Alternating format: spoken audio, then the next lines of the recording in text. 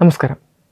ദില്ലിയിലെ പാകിസ്ഥാൻ ഹൈക്കമ്മീഷന് പുറത്തുള്ള സുരക്ഷാ ബാരിക്കേഡുകളും ട്രാഫിക് ബോർഡുകളും അധികൃതർ എടുത്തുമാറ്റിയ സംഭവം ഇന്ത്യയും പാകിസ്ഥാനും തമ്മിലുള്ള നയതന്ത്ര ബന്ധത്തിൽ പുതിയൊരു വഴിത്തിരിവായി മാറിയിരിക്കുകയാണ്.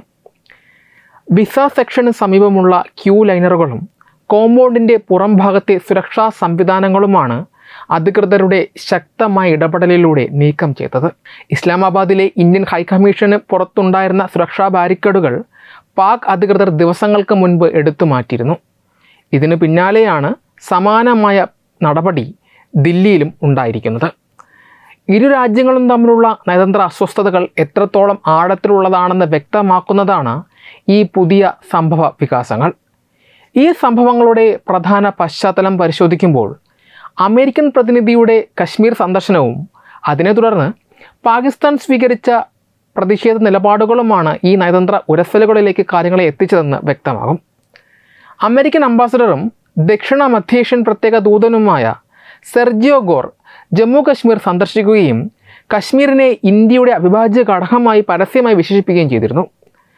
6 വർഷത്തിനിടെ ഒരു മുതിർന്ന US നയതന്ത്ര പ്രതിനിധി കശ്മീർ സന്ദർശിക്കുന്നത് ഇത് ആദ്യമായിട്ടാണ്. ജമ്മു കശ്മീർ മുഖ്യമന്ത്രി ഒമർ അബ്ദുള്ളയുമായി നടത്തിയ കൂടിക്കാഴ്ചയ്ക്ക് ശേഷമാണ് ഗോർ മാധ്യമങ്ങളോട് സംസാരിക്കുന്നത്. കേന്ദ്ര സർക്കാരും ജമ്മു കശ്മീർ ഭരണകൂടവും മേഖലയിൽ സുരക്ഷ ഉറപ്പാക്കാനും സമാധാനം നിലനിർത്താനും നടത്തിയ മാതൃകാപരമായ പ്രവർത്തനങ്ങളെ അദ്ദേഹം വാനോളം പ്രശംസിക്കുകയും ചെയ്തിരുന്നു. അമേരിക്കൻ യാത്രാ മുന്നറിയിപ്പ് ലഘുവാക്കുന്ന കാര്യം അമേരിക്ക പരിശോധിച്ചു വരികയാണ് എന്നും അദ്ദേഹം സൂചിപ്പിച്ചു.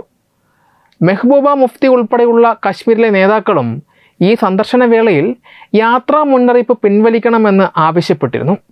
എന്നാൽ അമേരിക്കൻ നയതന്ത്ര പ്രതിനിധിയുടെ ഈ പ്രസ്താവന പാകിസ്ഥാനിൽ വലിയ അസ്വസ്ഥതകളാണ് സൃഷ്ടിച്ചത്. ഇന്ത്യയുടെ പരമാധികാരത്തെയും പ്രാദേശിക അഖണ്ഡതയെയും അംഗീകരിച്ചുകൊണ്ടുള്ള അമേരിക്കൻ പ്രതിനിധിയുടെ നിലപാട് പാകിസ്ഥാനെ കടുത്ത പ്രതിരോധത്തിലാക്കി. തുടർന്ന് പാക് വിദേശകാര്യ മന്ത്രാലയം ഇസ്ലാമാബാദിലെ US charge d'affaires Natalie ബേക്കറെ വിളിച്ചു വരുത്തി ശക്തമായ പ്രതിഷേധം രേഖപ്പെടുത്തുകയും ചെയ്തു. സെർജിയോ ഗോറിൻ്റെ പരാമർശങ്ങൾ വസ്തുതാവിരുദ്ധമാണ് എന്നും അത് അമേരിക്കയുടെ പരമ്പരാഗത നിലപാടുകൾക്ക് വിരുദ്ധമാണ് എന്നുമാണ് പാകിസ്ഥാൻ പറയുന്നത്.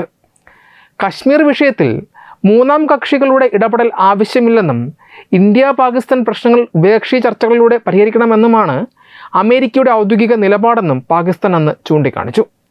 എന്നിരുന്നാലും ഇന്ത്യയുടെ ആഭ്യന്തര കാര്യങ്ങളിലും അന്താരാഷ്ട്ര നയതന്ത്ര ബന്ധങ്ങളിലും പാകിസ്ഥാൻ നടത്തുന്ന ഇത്തരം അനാവശ്യമായ ഇടപെടലുകൾ ആഗോളതലത്തിൽ അവരുടെ സ്വാധീനം കൂടുതൽ ദുർബലപ്പെടുത്തുന്നതാണ് ആണ് കാണാൻ കഴിയുന്നത്.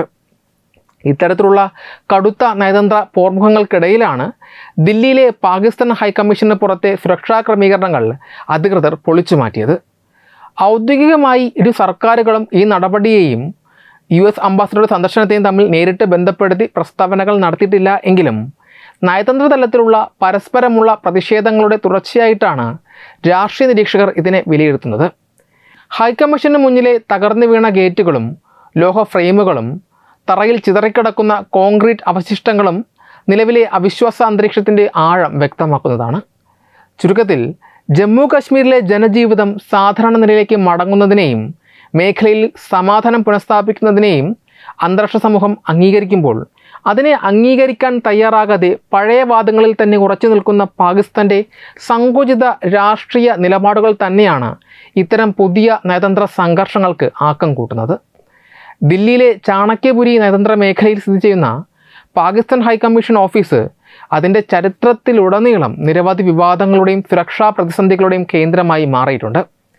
ഇന്ത്യയും പാകിസ്ഥാനും തമ്മിലുള്ള സങ്കീർണമായ രാഷ്ട്രീയ ബന്ധങ്ങളുടെയും ശത്രുതാപരമായ അന്തരീക്ഷത്തിൻ്റെയും പശ്ചാത്തലത്തിൽ ഈ ഹൈക്കമ്മീഷൻ ഓഫീസ് പലതവണ ദേശീയ സുരക്ഷാ ഏജൻസികളുടെയും മാധ്യമങ്ങളുടെയും പ്രധാന ശ്രദ്ധാകേന്ദ്രമായി മാറിയിട്ടുണ്ട്. നയതന്ത്രത്തിൻ്റെ പരിധികളും മര്യാദകളും ലംഘിച്ച് പാക് ഹൈക്കമ്മീഷൻ കേന്ദ്രീകരിച്ചുകൊണ്ട് പ്രവർത്തിച്ച ചാരവൃത്തി ശൃംഖലകളും നിയമവിരുദ്ധ പ്രവർത്തനങ്ങളുമാണ് ഇതിൽ ഏറ്റവും പ്രധാനപ്പെട്ട വിവാദങ്ങൾ. ഇന്ത്യയുടെ സുരക്ഷാ രഹസ്യങ്ങളും തന്ത്രപ്രധാനമായ പ്രതിരോധ വിവരങ്ങളും ചോർത്താൻ പാക് ഹൈക്കമ്മീഷനിലെ ഉദ്യോഗസ്ഥർ ബോധപൂർവമായ ശ്രമങ്ങൾ നടത്തിയതായി ദില്ലി പോലീസിൻ്റെ സ്പെഷ്യൽ സെല്ലും മറ്റ് രഹസ്യാന്വേഷണ വിഭാഗങ്ങളും പലതവണ കണ്ടെത്തിയിട്ടുണ്ട്.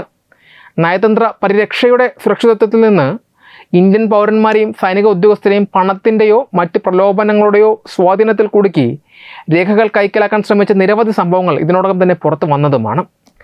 ഇത്തരത്തിലുള്ള നിയമവിരുദ്ധ പ്രവർത്തനങ്ങളിൽ നേരിട്ട് പങ്കുണ്ടെന്ന് കണ്ടെത്തിയതിനെ തുടർന്ന് പാക് ഹൈക്കമ്മീഷനിലെ നിരവധി ഉദ്യോഗസ്ഥരെ ഇന്ത്യ പെർസോണ നോൺ ഗ്രാറ്റ അഥവാ രാജ്യത്തിന് അനഭിമിതമായ വ്യക്തികൾ ആയി പ്രഖ്യാപിച്ച് നാടുകടത്തിയിട്ടുണ്ട്.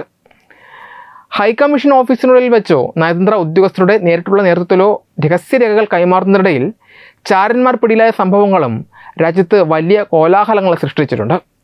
ചാരവൃത്തി ആരോപണങ്ങൾക്ക് പുറമെ ഇന്ത്യയിലെ തീവ്രവാദ സംഘടനകളുമായുള്ള ബന്ധവും ദേശവിരുദ്ധ ശക്തികൾക്ക് പിന്തുണ നൽകുന്നതുമായി ബന്ധപ്പെട്ടും ഈ നയതന്ത്ര കാര്യാലയം പലപ്പോഴും സംശയത്തിൻ്റെ നിഴലിൽ ആയിട്ടുണ്ട്.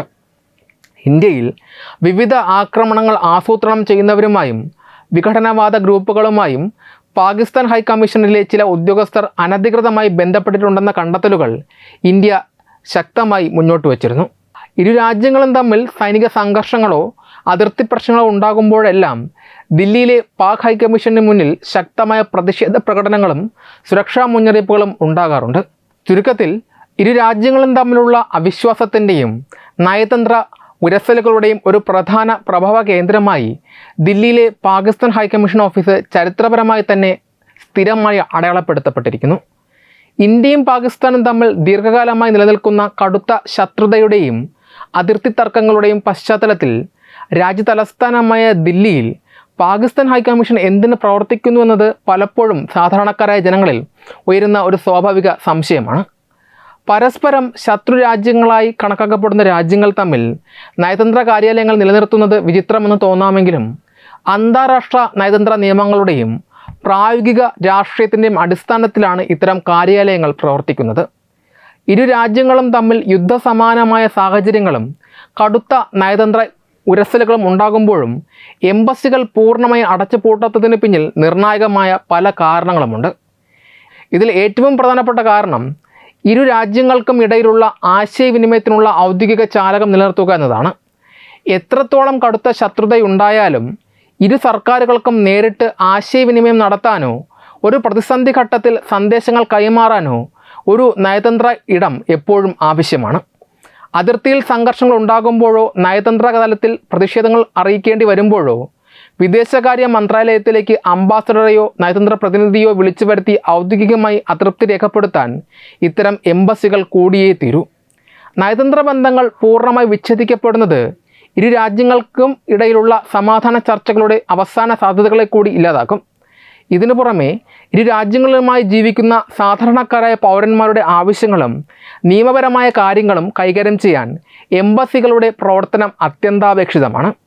വിസ സംബന്ധമായ ആവശ്യങ്ങൾ, സന്ദർശനങ്ങൾ, ഇരു രാജ്യങ്ങളിലെയും ജയിലുകളിൽ കഴിയുന്ന തടവുകാരുടെയോ മത്സ്യത്തൊഴിലാളികളുടെയോ മോചനവുമായി ബന്ധപ്പെട്ട കാര്യങ്ങൾ, മാനുഷിക പരിഗണന നൽകേണ്ട വിഷയങ്ങൾ എന്നിവ ഏകോപിപ്പിക്കാൻ ഹൈക്കമ്മീഷൻ്റെ സേവനം ആവശ്യമായി വരുന്നു.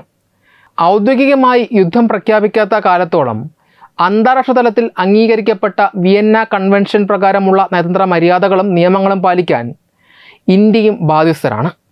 ചുരുക്കത്തിൽ പാകിസ്ഥാനുമായി ശത്രുതാപരമായ സമീപനം തുടരുമ്പോഴും ഭാവിയിലെ നയതന്ത്രപരമായ ഇടപെടലുകൾക്കും പൗരന്മാരുടെ സുരക്ഷാ കാര്യങ്ങൾക്കുമുള്ള ഒരു ഔദ്യോഗിക വാതിലായിട്ടാണ് ദില്ലിയിലെ പാകിസ്ഥാൻ ഹൈക്കമ്മീഷൻ പ്രവർത്തിക്കുന്നത്. ഏതെങ്കിലും തരത്തിലുള്ള അടിയന്തര സാഹചര്യങ്ങളോ നയതന്ത്ര പ്രതിസന്ധികളോ ഉണ്ടാകുമ്പോൾ പരസ്പരം ബന്ധപ്പെടാനും സംസാരിക്കാനുമുള്ള ഒരേ ഒരു ഔദ്യോഗിക ഉപാധി എന്ന നിലയിലാണ് ശത്രുതാ അന്തരീക്ഷത്തിലും ഇത്തരം കാര്യാലയങ്ങൾ നിലനിർത്തപ്പെടുന്നത്. ഈ വാർത്തയെക്കുറിച്ചുള്ള നിങ്ങളുടെ അഭിപ്രായങ്ങൾ കമൻറ്റുകളായി രേഖപ്പെടുത്തുക. വീഡിയോ ഇഷ്ടമായി ലൈക്ക് ചെയ്യുക, ഷെയർ ചെയ്യുക. കൂടുതൽ വാർത്തകൾക്കായി ഞങ്ങളുടെ ചാനൽ സബ്സ്ക്രൈബ് ചെയ്യുക. വെബ് ഡെസ്ക് തത്തുമൈ ന്യൂസ്. HIV അണുബാധ സന്തോഷപൂർണമായ ഒരു ജീവിതത്തിന് തടസ്സമല്ല. HIV അണുബാധയ്ക്ക് ഫലപ്രദമായ ചികിത്സ ഇന്ന് ലഭ്യമാണ്. ഇതിന് യഥാസമയം അണുബാധ കണ്ടെത്തുന്നതും കാലേക്കൂട്ടി ചികിത്സ നടത്തേണ്ടതും അത്യാവശ്യമാണ്. സൗജന്യമായ ചികിത്സയും മാർഗനിർദ്ദേശങ്ങളും സർക്കാർ ആശുപത്രികളിലെ ART അഥവാ ഉഷസ് കേന്ദ്രങ്ങളിൽ ലഭ്യമാണ്. ആരോഗ്യ സംരക്ഷണം ഓരോരുത്തരുടെയും ഉത്തരവാദിത്തമാണ്.